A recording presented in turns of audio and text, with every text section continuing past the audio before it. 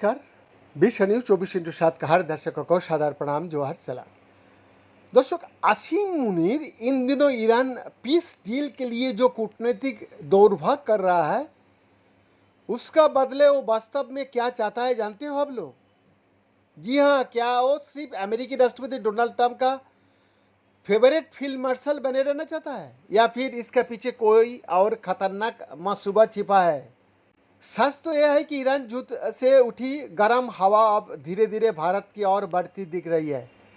यदि खाड़ी देशों में जंग रुकती है तो अगला फ्रंट दक्षिण एशिया में खुल सकता है।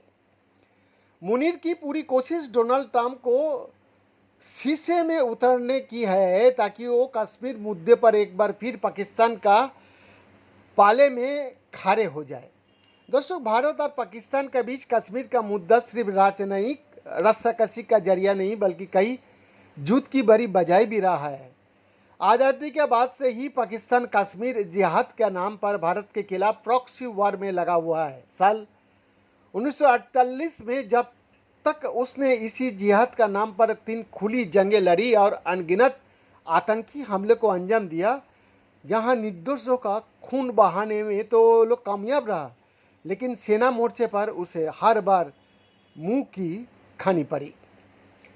दर्शक, गजवा हिंद का सपना संजोए पाकिस्तानी जनरल ने समय समय पर भारत के खिलाफ कई फौजी प्रयोग किए।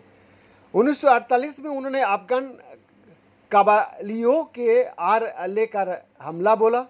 इसके बाद 1965 में ऑपरेशन जिब्राल्टर के जरिए जम्मू को भारत के काटकर कश्मीर हथियाने की साजिश रची गई। ये रणनीति कागज पर जितनी शानदार थी, रणनीतिक रूप से उतनी ही बेबुकाना साबित हुआ। पाकिस्तानी हुक्मरानों ने ये सोचा ही नहीं था कि भारत सिर्फ जम्मू में नहीं लड़ेगा, बल्कि ये जंग को लाहौर तक खींच ले जाएगा। इस युद्ध में पाक जनरलों की करारी हार हुई, लेकिन उन्होंने अपनी आवाम को पाकिस्तान डिफेंस डे का झुनझुना थमा दिया।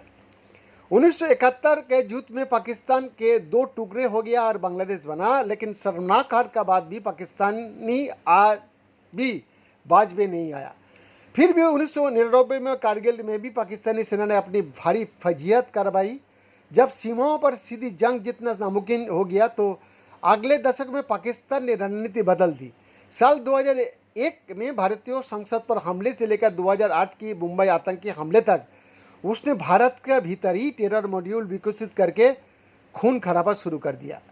साल 2014 में प्रधानमंत्री के रूप में अपनी पहली शपथ के दौरान नरेंद्र मोदी जी ने पाकिस्तान के तत्कालीन पीएम नवाज शरीफ को न्योता देकर शांति का पहल की थी, लेकिन उसके तुरंत बाद पठानकोट एयरबेस पर हमला करवा कर आईएसआई ने साफ कर दिया कि पाकिस्तान की असली हुक्मरान वहाँ की चुनी हुई सरकार नहीं, बल्कि फौज है। पीएम मोदी ने पाकिस्तान को सुधरने का एक और मौका दिया, लेकिन उरी हमले ने भारत को अपनी रणनीति बदलने पर मजबूर कर दिया। भारत ने आतंकवाद को लेकर जीरो टॉलरेंस की नीति अपनाई। उरी और फिर पुलवामा आतंकी हमले का जवाब भारत ने 2 बड़ी सर्जिकल और एयर स्ट्राइक से दिया। इसके जरिए पाकिस्तान को यह स्पष्ट संदेश दिया गया कि नया भारत अब चुप नहीं बैठेगा, बल्कि वो आतंकियों को उनकी घर में घुस कर मारेगा। बीएन का एक्सक्लूसिव रिपोर्ट।